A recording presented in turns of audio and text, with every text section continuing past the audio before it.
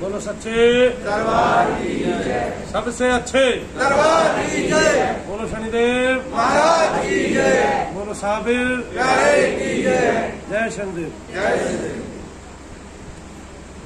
तो वही एक रोग है जिसने सारी दुनिया में कब्जा किया हुआ है, घर किया हुआ है। भारत में वो फिर से अपने पैर फैला रहा है और उसकी जो जड़ें हैं वो काफी मजबूत है। कुछ हद तक हमने उखाड़ फेंकी है, कुछ हद तक और उखड़ जाएंगी इस साल, इस वर्ष, क्योंकि ये समस्त संसार के लिए सबसे भयावह समय हुआ। कहीं पे दुर्भिक्ष अकाल पड़ता है तो वो किसी एक राज्य में होकर गुजर जाता है और उस राज्य की बाकी सभी राज्य मदद कर देते हैं, लेकिन ये अकाल से भी बड़ा अकाल था।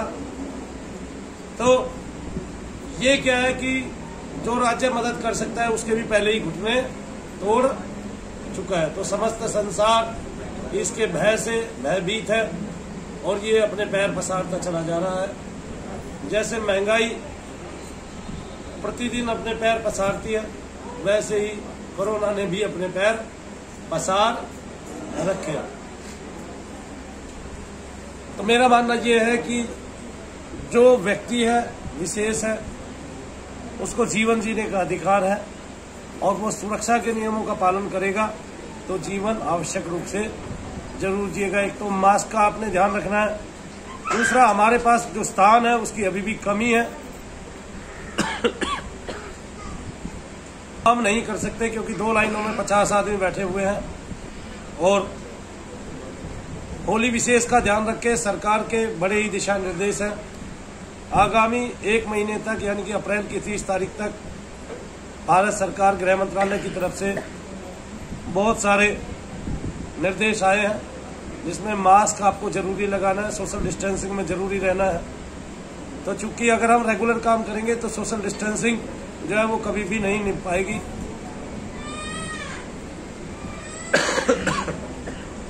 अभी आप लोग आए हैं, हम एक व्यक्ति का जप करते हैं और रोजाना 8 घंटे जप करते हैं।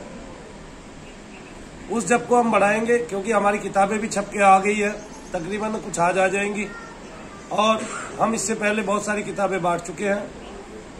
40,000 के करीब हमने किताबें बांटी हैं और उतनी किताबें बांटने में आपने जो महायज्ञ को पूर्ण किया हमारे को, लेकिन अभी 70,000 किताबें छपके शनिदेव महाराज की ओर आ रही है, जिसको हमें बांटना था। लेकिन चूंकि गृह मंत्रालय का स्पष्ट निर्देश है कि आप लोग जो है कहीं भी भीड़ जमा ना करें, चाहे वो मंदिर हो और चाहे कहीं भी हो सकता है फिर से 50 आदमियों के लिए ही लिमिट आए। आगे आने वाले समय में अप्रैल के माह में शादियां भी बहुत हैं, लेकिन सबसे प्रमुख होली का त्योहार है जो अभी 30 तारीख को है। 30 तारीख की तो है होली, 28 की होली है छोटी होली और 29 की बड़ी होली है। तो 28, 29 ये 2 दिन मुख्यतः विशेष है और होली के उपलक्ष्य में मैं जितने नवीन लोग आ रहे हैं और पुरातन हैं उन सबके लिए बाहर बैठ के यज्ञ किया करूंगा और उसकी हम व्यवस्था कर रहे हैं। शायद आज ही हम एक पंडित को बुला के अपना वो यज्ञ कुंड बनवाएं और उसमें हम रेगुलर हवन करें। वो सब आप लोगों के लिए होगा। जिसने धाम में कभी भी 1 रुपए का भी दान किया है वो उसके लिए भी होगा और सभी के लिए वो होगा। पुरातन नवीन जो भी व्यक्ति बीमार है वो उसके लिए होगा और ये लगातार बहुत लंबे समय तक चलेगा। उसमें आपने कोई आर्थिक सहयोग देने की आवश्यकता नहीं, क्योंकि आपका सहयोग उसमें पहले से ही मौजूद है। फिर भी अगर किसी की 300 रुपए की बलि रह गई है तो वो अपनी दे के जा सकता है। दूसरा, हम सवेरे जप करने लगते हैं तो पूरा दिन आपके लिए जप करते हैं, उसमें सभी आप और आपके परिवार के सभी लोग शामिल हो जाते हैं। लेकिन कई लोगों की आप सोच के आते हैं, वो आपके रिश्तेदार होते हैं, वो शामिल उसमें नहीं हो पाते तो उनको अप्रतिम लाभ नहीं मिल पाते। चूंकि हवन विशेष से आपको ज्यादा लाभ मिलता है। वैसे तो अभी तक जो हमने यज्ञ किया है उसमें आपको लाभ मिल ही रहा है और उत्तमता से बहुत सारे लोग ठीक हुए हैं। और पिछले 10 दिन में यूं माने कि हमने जब से अपना जप का विधान बदला है, 8 घंटे रेगुलर जप का विधान किया है, तब से बहुत लोगों को अप्रतिम लाभ हुए हैं। तो जो लोग रोज आने वाले लोग हैं वो अपने घर पे सुरक्षित रहे, उनके लिए मैं रेगुलर जप करूंगा और ये हम अप्रैल की 5 तारीख तक ये हम करने जा रहे हैं।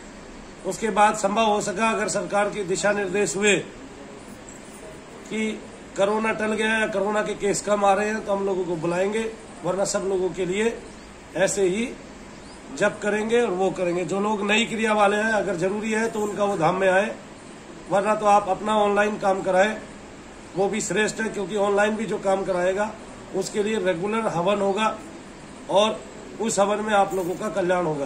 तो भीड़ यहाँ रखनी नहीं है हमने, और सरकार के कहने से पहले ही हमें सुरक्षित रहना है कि किसी के कोई दिशा निर्देश आए तभी हम ये काम करें। अपने घर के आसपास भी जब आप घूमने जाएं, बाहर जाएं या किसी सामान को लेने निकलें, तभी मास्क का ध्यान रखें, अपना मास्क लगाएं